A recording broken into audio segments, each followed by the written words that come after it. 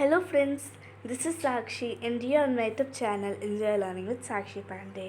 तो आज की वीडियो में हम कर रहे हैं क्लास 7 साइंस का lesson number 13 motion and time.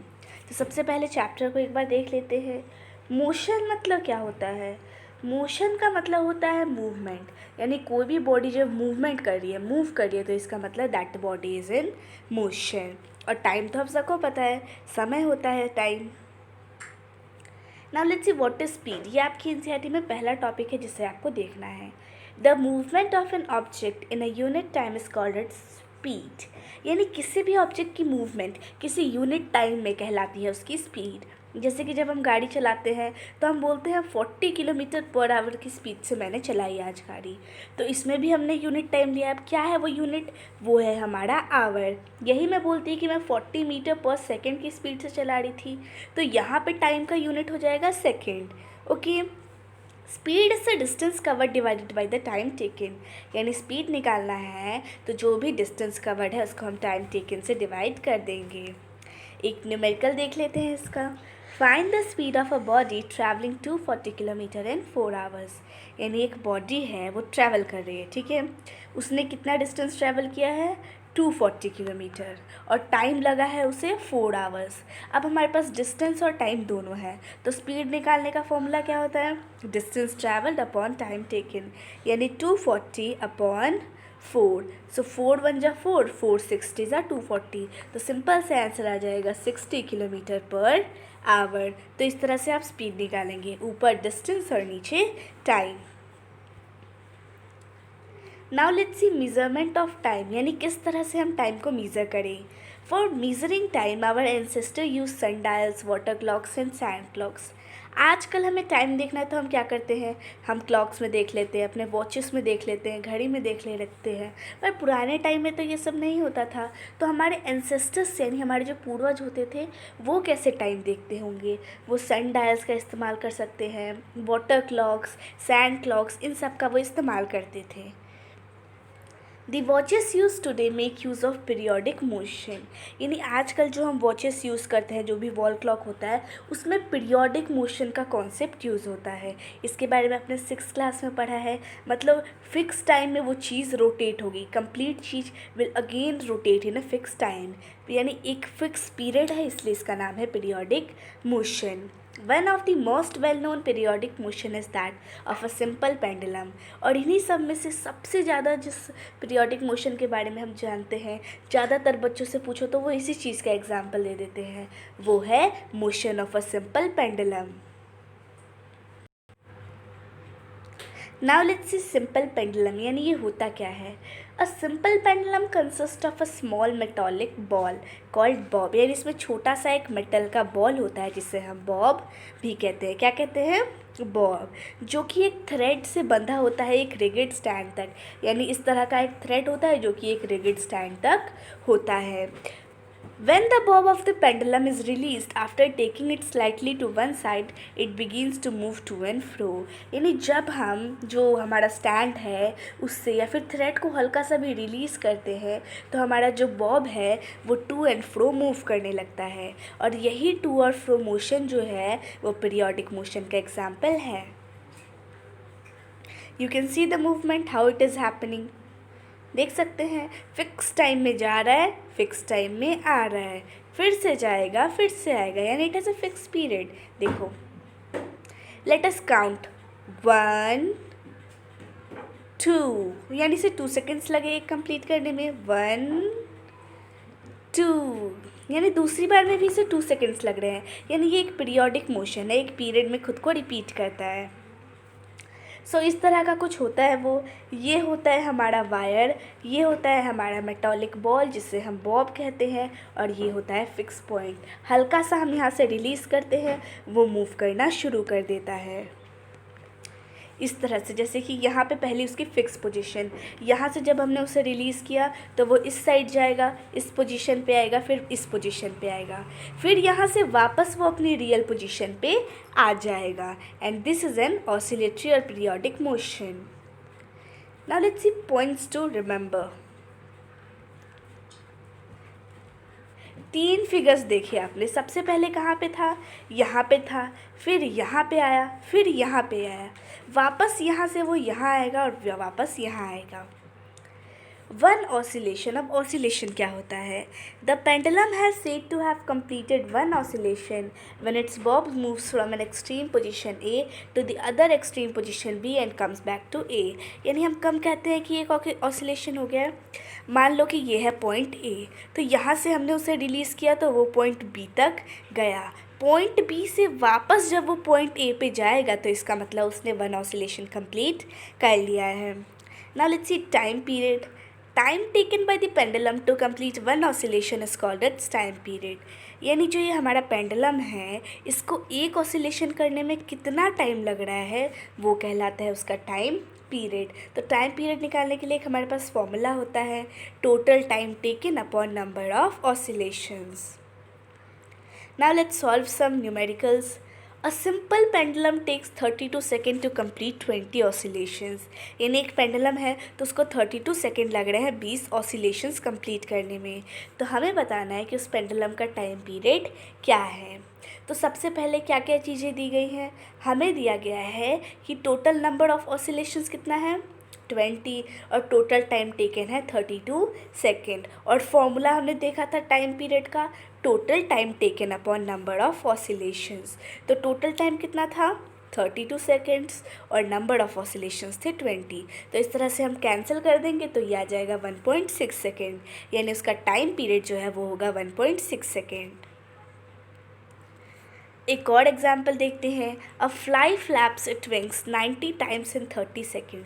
यानी एक जो फ्लाई है वो 90 बार अपने विंग्स को फ्लैप करती है 30 सेकेंड में। तो हमें उसका टाइम पीरियड निकालना है। तो टाइम पीरियड का क्या फॉर्मूला होता है, time taken upon number of oscillations. तो टाइम उसको कितना लगा है, 30 सेकेंड्स, और वही उसने फ्लैप कितना किया है, 90 टाइम्स। कैंसिल कर देंगे तो ये हो जाता है 1/3 यानी 0.33 सेकेंड। इतना टाइम उसे लगा है। यहाँ पे देख भी सकते हैं time period equals to total time taken upon number of oscillations. तो सिंपल सा हम निकाल सकते हैं 30/90, तो आ जाता है 0.33 सेकेंड। इसका मतलब उसका टाइम पीरियड है 0.33 सेकेंड्स। स्पीड एक और बार देख लेते हैं। The distance covered by an object in an unit time is called the speed of an object. किसी भी ऑब्जेक्ट को एक यूनिट टाइम में कितना डिस्टेंस कवर करती है वो कहलाता है उसकी speed. If a car covers a distance of 100 kilometers in 1 hour and a bus covers a distance of 50 kilometers in 1 hour, then the speed of the car is more than the speed of the bus. यानी दो चीज़ें, एक है car, एक है बस। Car जो है वो 1 घंटे में 100 किलोमीटर ट्रैवल कर रही है, जबकि बस जो है वो 1 घंटे में 50 किलोमीटर्स ट्रैवल कर रही है। तो फिर किसकी स्पीड ज़्यादा हुई? दोनों के लिए टाइम सेम है, दोनों को 1-1 घंटा लग रहा है, पर जो हमारी कार है उसने ज़्यादा डिस्टेंस कवर किया। इसका मतलब कार की स्पीड ज़्यादा है than bus. Since the speed of most objects are not constant, the speed is the average speed.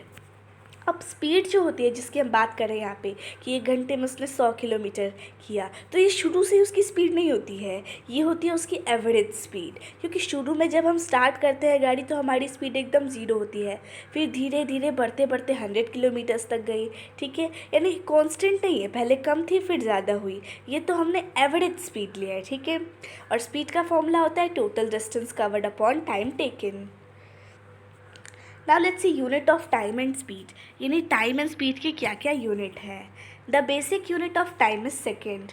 Time का जो बेसिक यूनिट होता है वो सेकेंड, और इसका सिंबल होता है एस या SEC। और स्पीड का बेसिक यूनिट होता है मीटर अपॉन सेकेंड। अब गाड़ी हमारी जो व्हीकल होती है आजकल के घरों में हर किसी के पास होती है, तो फिर उसमें कुछ डिवाइसेस होते हैं, उनके बारे में पढ़ना है। एक है स्पीडोमीटर और एक है ओडोमीटर। तो स्पीडोमीटर, नाम में ही इसमें एक वर्ड है स्पीड, तो एकदम नाम के हिसाब से इस डिवाइस का इस्तेमाल किया जाता है स्पीड रिकॉर्ड करने के लिए, ठीक है। It records the speed directly in kilometre per our, और ये जो है उस स्पीड को किलोमीटर पर आवर में बताती है। फिर आता है ओडोमीटर। तो ओडोमीटर एक ऐसा डिवाइस है जिससे हम मेज़र करते हैं कि उस व्हीकल ने जब से हमने ख़रीदा है उसे एकदम न्यू से, तब से उसने कितना डिस्टेंस कवर किया है।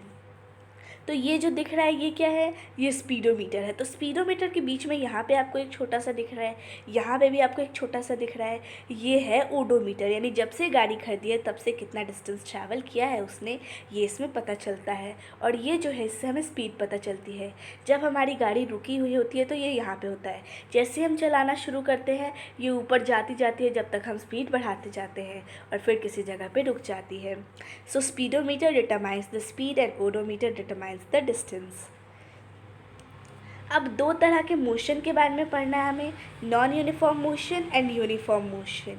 सबसे पहले यूनिफॉर्म मोशन देख लेते हैं। A body is said to be in uniform motion if it travels in straight line and covers equal distances in equal intervals of time. यानी कोई भी बॉडी यूनिफॉर्म मोशन में चलते हुए कब कहलाती है, जब वो इक्वल इंटरवल ऑफ टाइम में इक्वल डिस्टेंस कवर करती है। जैसे कि 1 घंटे में 10 किलोमीटर किया, फिर 2 घंटे में 20 कर रही है, तो मतलब ये इंटरवल जो है उसका सेम है, यानी जो उसने डिस्टेंस कवर किया है और इंटरवल्स दोनों सेम है, इसका मतलब वो यूनिफॉर्म मोशन में ट्रैवल कर रही है। Now let's C non uniform motion. तो एक बॉडी को हम नॉन यूनिफॉर्म मोशन में चलने के लिए तब कहते हैं जब जो है उसकी स्पीड जो होती है वो मतलब कांस्टेंट नहीं होती है और ये इक्वल इंटरवल्स ऑफ टाइम नहीं होते हैं, या फिर अनइक्वल इंटरवल्स ऑफ टाइम होते हैं, या फिर अनइक्वल इंटरवल्स ऑफ डिस्टेंस। जैसे कि 1 घंटे में कवर किया 50 किलोमीटर और दूसरे घंटे में बस 25 किलोमीटर, तो यहाँ पे तो अलग अलग हो जा रहा है, इसका मतलब ये नॉन यूनिफॉर्म मोशन है। Now let's see distance time graph. The distance traveled by a car in the time taken is shown in the table below. यानी नीचे एक टेबल दिया गया, उसमें एक कार का डिस्टेंस और टाइम दिया हुआ है। तो देख सकते हैं हम सबसे पहले 0 सेकेंड पे उसने 0 किलोमीटर कवर किया, फिर 1 मिनट में उसने 1 किलोमीटर, फिर 1 मिनट में उसने 2 किलोमीटर, यहाँ पे 2 आएगा, ठीक है, वो गलती से मिसप्रिंट हो गया है। फिर यहाँ पे 3 मिनट में 3 किलोमीटर, 4 मिनट में 4 किलोमीटर और 5 मिनट में 5 किलोमीटर, ठीक है। तो इसको ग्राफ पे प्लॉट करते हैं। तो सबसे पहले उसने 1 मिनट में 1 किलोमीटर, फिर 2 मिनट में 2 किलोमीटर, 3 मिनट में 3 किलोमीटर, 4 मिनट में 4 किलोमीटर, 5 मिनट में 5 किलोमीटर और 6 मिनट में 6 किलोमीटर। अब यहाँ से एक स्ट्रेट लाइन गुजरेगी जो कि इन सारे पॉइंट्स को टच करती हुई जाए। So if the distance time graph is a straight line, यानी इस तरह से अगर कोई भी distance time graph straight line के रूप में आता है, इसका मतलब ऑब्जेक्ट जो है वो कांस्टेंट स्पीड से मूव कर रहा है। अगर उसकी स्पीड बदल रही होगी तो इसका कुछ और स्ट्रक्चर होगा, हो सकता है ऐसे ऐसे कुछ इस तरह से हो, पर ये जो है अभी स्ट्रेट है, इसका मतलब ये यूनिफॉर्म मोशन में है। अब कुछ न्यूमेरिकल्स देख लेते हैं। Find speed when distance is 142 kilometre and the time is 2 hours, ठीक है। यानी हमें स्पीड निकालनी है, डिस्टेंस दिया है, टाइम भी दिया है। तो डिस्टेंस कितना है 142 और टाइम है 2 आवर्स। तो स्पीड का फॉर्मूला होता है डिस्टेंस अपॉन टाइम, यानी 142 अपॉन 2। तो ये हम जब कैंसिल करते हैं तो आंसर आ जाता है 71 kilometre per our. Now let's C next question. Find out the distance covered when speed is 960 km per hour and time is 1 hour 50 minutes। यानी हमें बता दिया गया है कि हमें डिस्टेंस निकालना है। स्पीड जो है वो 960 किलोमीटर पर आवर है और टाइम है 1 आवर 15 मिनट्स। तो स्पीड हमें दिया है, ठीक है, और साथ ही साथ हमें टाइम भी दिया गया है। तो अब जो है हमारे लिए एक इम्पॉर्टेंट बात है कि जिन जिन चीज़ों को हम कंपेयर कर रहे हैं वो सब इक्वल क्वांटिटीज़ में होनी चाहिए। यानी ऐसा नहीं कि ये मिनट्स में है और ये किलोमीटर पर आवर में है, क्योंकि एप्पल और ऑरेंजेस को हम कंपेयर नहीं कर सकते, ठीक है। हम 2 फ्रूट्स को कंपेयर कर सकते हैं पर कभी भी हम एप्पल और ऑरेंज को कंपेयर नहीं कर सकते, इसलिए क्वांटिटी हमेशा सेम होनी चाहिए। तो ये जो 960 किलोमीटर पर आवर है इसे हम बदलेंगे किलोमीटर पर मिनट में, ठीक है। कैसे बदलेंगे, यहाँ पे था 960 किलोमीटर पर आवर, नीचे कुछ नहीं है मतलब 1 है। अब इस आवर को मिनट में चेंज करने के लिए हम 60 से मल्टीप्लाई करेंगे, 0 0 कैंसिल हो जाएगा और यहाँ पे हमें आ जाएगा 16 किलोमीटर पर मिनट। अब जो टाइम है वो है 1 आवर 50 मिनट, तो इसको हम पूरी तरह से मिनट में कन्वर्ट कर देंगे तो ये हो जाएगा 110 मिनट। फिर हमें डिस्टेंस निकालना है, तो डिस्टेंस का फॉर्मूला होता है टाइम इंटू स्पीड, तो 16 into 110 which is 1760 kilometre. Now let's C next question. Determine the time taken when distance is 7150 kilometre and speed is 780 kilometre per hour. यानी यहाँ पे हमें डिस्टेंस दिया गया है और स्पीड दिया गया है, टाइम निकालना है। तो डिस्टेंस हमें दिया है, स्पीड दिया है, टाइम निकालना है। तो टाइम का फॉर्मूला होता है डिस्टेंस अपॉन स्पीड। तो हम 7150 अपॉन 780 कर लेंगे, कैलकुलेट करके हमारा आंसर आ जाएगा। Next question, if distance travel by a train is 495 kilometre in 4 hours 30 minutes, what is it speed. यानी एक ट्रेन है, उसने 4 घंटे 30 मिनट में 495 किलोमीटर ट्रैवल किया है, तो हमें उसकी स्पीड निकालनी है। तो डिस्टेंस दिया हुआ है, टाइम जो है वो आवर में भी है, मिनट में भी है, तो इसको हम सीधा आवर में कन्वर्ट कर लेते हैं। तो ये हो जाएगा 4.5 आवर। स्पीड का फॉर्मूला होता है डिस्टेंस अपॉन टाइम। तो डिस्टेंस कितना है 495 और टाइम कितना है 4.5। अब जब हम कैलकुलेट करेंगे तो हमें आंसर मिल जाएगा। एक और question, the speed of the train is 72 kilometre per hour, find it speed in metre per second. यानी एक ट्रेन की स्पीड जो है वो 72 किलोमीटर पर आवर है, हमें इसकी स्पीड मीटर पर सेकेंड में निकालनी है। ठीक है, 72/1 हो जाएगा। ठीक है, अब ये किलोमीटर है और किलोमीटर को हमें मीटर में चेंज करना है, तो उसके लिए हम 1000 से मल्टीप्लाई करते हैं। और वहीं नीचे हमें आवर को सेकंड में कन्वर्ट करना है, तो हम पहले उसे मिनट में कन्वर्ट करेंगे, जिसके लिए 60 से मल्टीप्लाई करेंगे, फिर एक और 60 से मल्टीप्लाई करेंगे ताकि ये सेकंड में कन्वर्ट हो जाए। ठीक है, 0 0 कैंसिल हो जाएंगे, 6 12 ज़ा 72 एंड 6 1 ज़ा 6 6 2 ज़ा, यानी आगे हमारा आंसर 20 मीटर पर सेकेंड। इसी तरह का एक और क्वेश्चन है कि 60 मीटर पर मिनट को हमें किलोमीटर पर आवर में करना है, तो उसी तरह से आप कर लेंगे। Next question, a man runs at a speed of 10 kilometre per hour. यानी एक इंसान जो है वो 10 किलोमीटर पर आवर की स्पीड से दौड़ता है। How much time will he take to cover 750 metres. तो 750 मीटर्स कवर करने में उसे कितना टाइम लगेगा। सो सबसे पहले 750 मीटर्स को हम किलोमीटर में कन्वर्ट कर देंगे, तो हो जाएगा 0.75। स्पीड हमें दी हुई है, डिस्टेंस भी दे दिया गया है, टाइम निकालना है, तो निकाल देंगे हम। बहुत इजी सा है, हम फॉर्मूला लगा देंगे डिस्टेंस अपॉन स्पीड। तो डिस्टेंस अपॉन स्पीड से हमें टाइम मिल जाता है। तो डिस्टेंस की जगह क्या है 0.75 और टाइम की जगह है स्पीड की जगह है 10 किलोमीटर पर आवर। यहाँ से हटाएंगे तो 2 नीचे आ जाएंगे, कैलकुलेट करके हमारा आंसर आ जाएगा। Arun ran 500 metre in 100 second, find the speed in kilometre per hour. यानी अरुण जो है वो एक बच्चा है, वो 100 सेकेंड में इतना मीटर कवर किया है, तो हमें उसकी स्पीड किलोमीटर पर आवर में निकालना है। तो ऐसे ही पहले आप इसे किलोमीटर में बदल लेंगे, फिर इसे आवर में, फिर आप डिवाइड करके आसानी से निकाल सकते हैं। Next question, a cyclist travels at a speed of 20 kilometre per hour. यानी एक साइक्लिस्ट जो है वो 1 घंटे में 20 किलोमीटर चला लेता है, तो हमें बताना है कि 50 मिनट्स में वो कितना ट्रैवल करेगा। तो इस 50 मिनट्स को आवर में चेंज करने के लिए हम 50/60 करेंगे। ठीक है, कैंसिल नहीं करेंगे तो भी चलेगा, यानी इतना आवर है वो। ठीक है, फिर इसको मल्टीप्लाई कर देंगे हम स्पीड से, तो हमें ऑटोमेटिकली डिस्टेंस मिल जाएगा। ये कैंसिल हो जाएगा 2 3 और ये हो जाएगा 2 10। इस तरह से जब हम इसे सॉल्व करेंगे तो हमारा आंसर आ जाएगा। Now let's C graphical representation of data, यानी किस तरह से हम डाटा को ग्राफिकली रिप्रेजेंट करें। अब किसी भी डाटा को हम पिक्टोरियल फॉर्म में रिप्रेजेंट कर सकते हैं 3 तरीके से। हम बार ग्राफ बना सकते हैं, पाई चार्ट बना सकते हैं और लाइन ग्राफ। बार ग्राफ जो होता है वो कुछ इस तरह का होता है। ठीक है, अब पाई चार्ट जो होता है वो कुछ इस तरह का होता है, जबकि जो डॉट ग्राफ या लाइन ग्राफ होता है वो कुछ इस तरह का होता है। Motion of an object can be represented in pictorial form by their distance time graph. यानी किसी भी ऑब्जेक्ट को मोशन को अगर हमें पिक्टोरियल फॉर्म में शो करना है तो हम डिस्टेंस टाइम ग्राफ का यूज़ कर सकते हैं।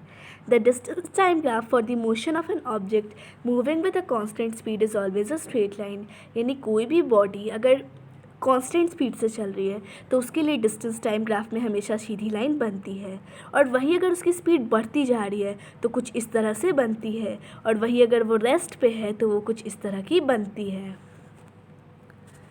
सो आज का हमारा चैप्टर यहीं पे ख़त्म होता है। Wish you like the video, thanks for watching the video.